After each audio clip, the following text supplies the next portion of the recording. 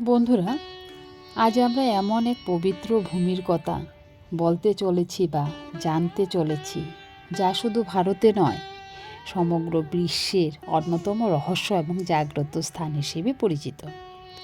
আসামের গৌহাটি শহরের বুকে ব্রহ্মপুত্র নদের তীরে অবস্থিত নীলাচল পাহাড়। আর এই পাহাড়ের চূড়ায় বিরাজ করছেন তন্ত্র সাধনার আদি মাতা মা কামাখ্যা। আপনারা কি জানেন, মা কামাখ্যার মন্দিরে দেবীর কোনো মূর্তি নেই? এটা ঠিক না ভুল আপনারা কি জানেন? অবশ্যই কমেন্টে জানাবেন। হ্যাঁ, ঠিকই শুনেছেন, গর্ভগৃহের ভেতরে কোনো দেবীর অবয়ব নেই, বরং পূজিত হয় পাথরের তৈরি একটি জুনি বা মাতৃ অঙ্গ। কিন্তু সবচেয়ে বড় চমক এটি নয়। চমক হলো, বছরে একবার 3 দিনের জন্য এই পাথরের দেবী রজস্বলা বা ঋতুমতী হন। সেই সময় গর্ভগৃহ থেকে স্বতঃস্ফূর্তভাবে লাল রঙের জলের ধারা বইতে থাকে। এমনকি পাশের ব্রহ্মপুত্র নদের জলেও নাকি সেই সময় লাল হয়ে যায়। কিন্তু কিভাবে একটি পাথর থেকে রক্ত প্রবাহিত হতে পারে? এটি কি কোনো অলৌকিক ঘটনা, নাকি এর পেছনে লুকিয়ে আছে কোনো গভীর বৈজ্ঞানিক কারণ? আজ এই ভিডিওতে আমরা মা কামাখ্যার উৎপত্তি, অম্বুবাচী মেলার গোপন রহস্য এবং তন্ত্র সাধনার এমন কিছু অজানা তথ্য উন্মোচন করব, যা হয়তো আপনি আগে কখনো শুনেননি। তাই ভিডিওটি শেষ পর্যন্ত অবশ্যই দেখুন, আমার সাথে থাকুন।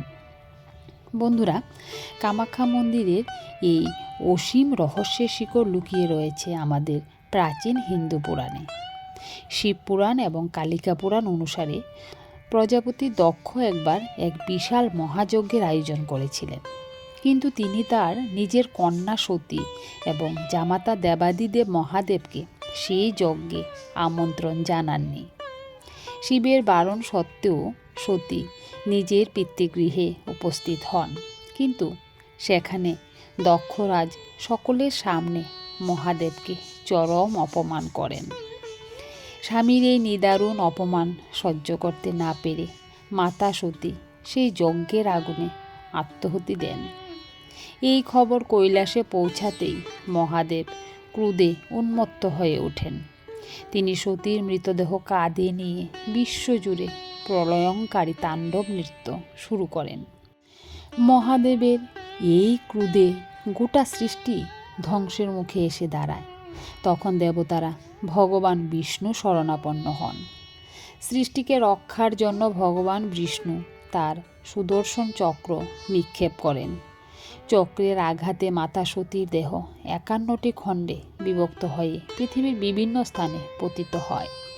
এই 51টি স্থান আজও 51 সতীপীঠ নামে পরিচিত।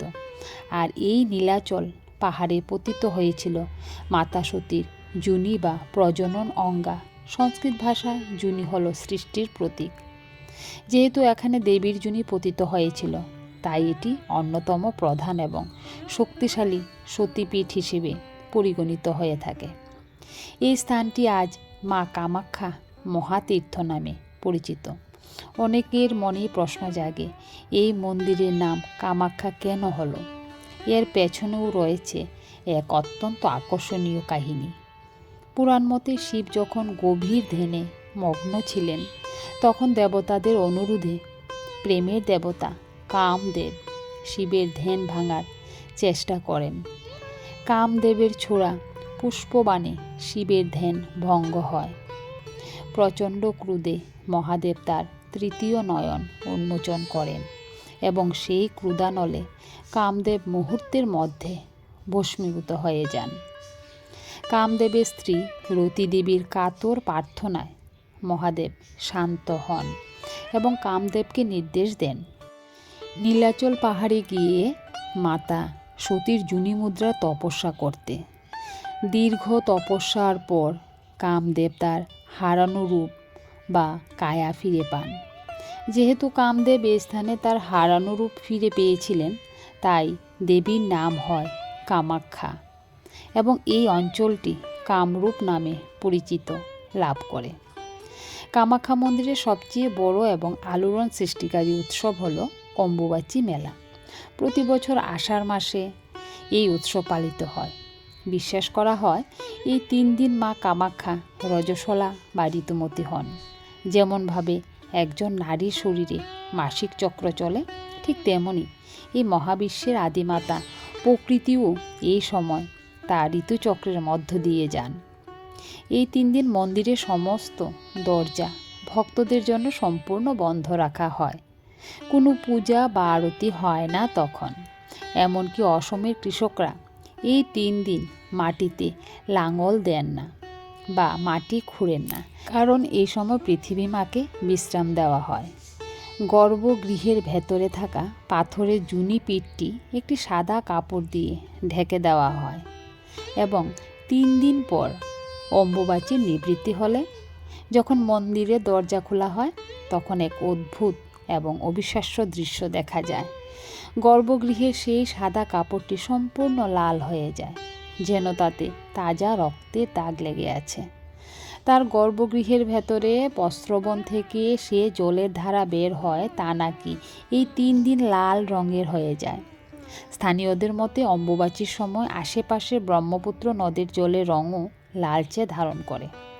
সবচেয়ে আশ্চর্যের বিষয় হলো মা কামাখ্যার প্রসাদ। ভারতের অন্যান্য মন্দিরে যেখানে লাড্ডু বা পেড়া প্রসাদ হিসেবে দেওয়া হয়, সেখানে কামাখ্যা মন্দিরে প্রসাদ হিসেবে দেওয়া হয় অঙ্গুদক, গর্ভগৃহের পবিত্র জল এবং অঙ্গবস্ত্র, সেই লাল হয়ে যাওয়া কাপড়ের টুকরো। বলা হয় এই লাল কাপড়ের টুকরো যার কাছে থাকে তার জীবনে কোনো বিপদ আসে না এবং তার সমস্ত মনস্কামনা পূর্ণ হয়। বন্ধুরা, এই ছিল কামাখ্যা মন্দিরের মূল গল্প। কামাখ্যা মন্দির নিয়ে প্রচলিত রয়েছে আরও একটি গায়ে কাটে দেওয়া গল্প। কামাখ্যা মন্দিরে ওঠার একটি পাথরের সিঁড়ি রয়েছে, যাকে বলা হয় নরকাসুর পথ। পৌরাণিক কাহিনী অনুযায়ী প্রাগজ্যোতিষপুর এর রাজা ছিল নরকাসুর। সে ছিল অত্যন্ত অত্যাচারী এবং পরাক্রমশালী। একদিন সে মা কামাখ্যা রূপে মোহিত হয়ে দেবীকে বিবাহের প্রস্তাব দিয়ে বসে। দেবী কামাখ্যা এই অদ্ভুত প্রস্তাবে সরাসরি না বলে একটি শর্ত রাখেন। দেবী বলেন, যদি নরকাসুর এক রাতের মধ্যে নীলাচল পাহাড়ের নিচ থেকে মন্দিরের চূড়া পর্যন্ত একটি পাথরের সিঁড়ি এবং বিশ্রামাগার নির্মাণ করতে পারে, তবেই দেবী তাকে বিবাহ করবেন। নরকাসুর তার সমস্ত মায়াবী শক্তি এবং অসুরদের সাহায্যে রাতারাতি সেই সিঁড়ি তৈরি করে ফেলেছিলেন। রাতের অন্ধকার শেষ হওয়ার আগেই নরকাসুর প্রায় মন্দিরের চূড়ায় পৌঁছে যাচ্ছিল। দেবীর সম্মান রক্ষার্থে ভগবান শিব একটি মায়াবী মুরগের রূপ ধারণ করেন এবং ভোর হওয়ার আগেই ডাক দিয়ে ওঠেন। নরকাসুর মুরগের ডাক শুনে ভাবে সকাল হয়ে গেছে এবং সে শর্ত হেরে গেছে। হতাশ হয়ে সে কাজ বন্ধ করে দেয়। আজ পাহাড়ের সেই অসম্পূর্ণ সিঁড়িগুলি সেই কাহিনীর নীরব সাক্ষী হয়ে দাঁড়িয়ে আছে। কামাখ্যা মন্দিরের ইতিহাসও অত্যন্ত ঘটনাবাহুল্য। 8ম থেকে 7ম শতাব্দীর মধ্যে বিভিন্ন সময়ে এই মন্দির ধ্বংস এবং পুনর্নির্মাণ করা হয়েছে। 1553 খ্রিস্টাব্দে বাংলাদেশের সুলতানের সেনাপতি কালাপাহাড় এই মন্দিরের আক্রমণ চালিয়ে একে ব্যাপক ধ্বংসলীলার মুখে ফেলে। তারপর কোচ রাজবংশের পরাক্রমশালী রাজা নরনারায়ণ এবং তার ভাই চিলা রায় 1565 খ্রিস্টাব্দে এই মন্দিরটির পুনর্নির্মাণ করেন। বর্তমানে আমরা যে মন্দিরটি দেখতে পাই তা হলো কোচ রাজাদেরই তৈরি। এই মন্দিরের চূড়াটি অনেকটা মৌচাকের মতো দেখতে লাগে, যা ভারতের অন্যান্য হিন্দু মন্দিরের স্থাপত্য থেকে সম্পূর্ণ আলাদা। এই বিশেষ স্টাইলটিকে লীলাচল স্থাপত্য বলা হয়।